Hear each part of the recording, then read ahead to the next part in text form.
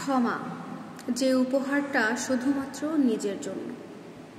আমার বাবা আমাকে একদিন বলেছিলেন, তাকে তুমি ক্ষমা করে দিও, কিন্তু তুমি কখনো ভুলে যেও না সে তোমার সাথে কি করেছিল। বাবার বলা এই কথাটা আজও আমার মনে দাগ কেটে আছে। জীবনে চলতে গিয়ে নতুন কারোর সাথে যখন পরিচয় হয়, তখন এই বাক্যটা নতুন করে মুখ তুলে দাঁড়ায়। আসলে খুব সাবধানে চলাটা কখনো কখনো অনেক কষ্টকর লাগে।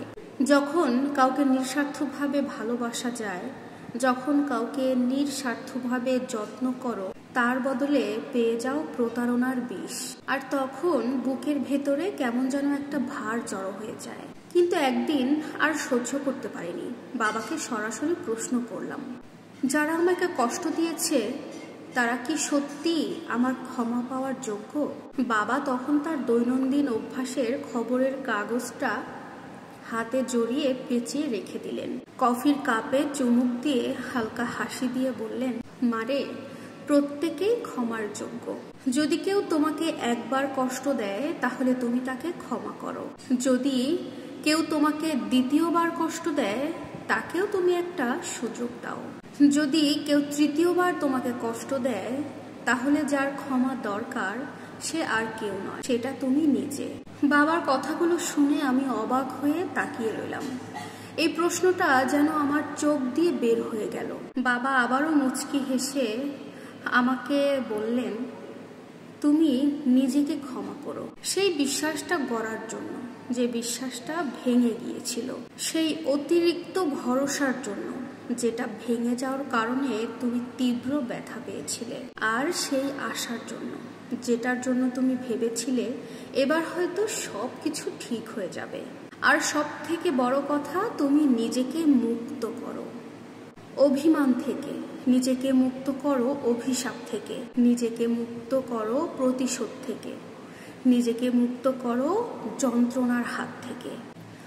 পরদিন সকালবেলা দেখলাম বাবা মায়ের সামনে দাঁড়িয়ে কান্না করছে।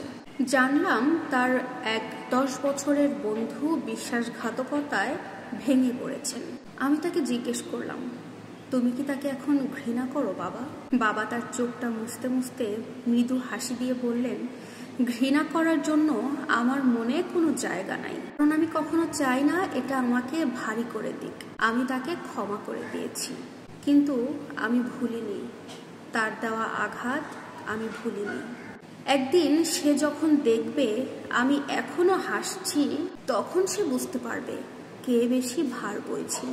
বাবা তার চোখ মুছতে মুছতে আমাকে বললেন, যে তোমাকে কষ্ট দিয়েছে তাকে দেওয়া তোমার পক্ষ থেকে সব থেকে বড় উপহার হবে তাকে দেখানো তুমি কতটা নির্ভার একটা জীবন কাটাচ্ছ। তোমার শান্তি, তোমার হাসি মাখা মুখ, সেটাই প্রমাণ যে তুমি তোমার কষ্টগুলোকে জিতে নিয়েছো। আমরা আসলে একটা জীবনই পাই, তাই সেই জীবনটা এমন কোনো মানুষের জন্য নষ্ট করো না যারা তোমার হৃদয়ে ক্ষত রেখে চলে গিয়েছে। তুমি তাদেরকে দেখাও তারা কি হারিয়েছে, তুমি তাদেরকে দেখাও কিভাবে তাদের দেওয়া ব্যথাকে তুমি শক্তিতে পরিণত করেছো।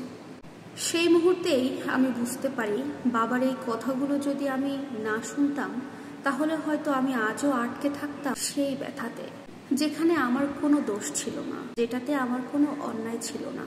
তিনি আমাকে শিখিয়েছেন, ক্ষমা কখনো কষ্টদাতার জন্য নয়, অনেক সময় ক্ষমা নিজের জন্য অনেক বড় একটা উপহার।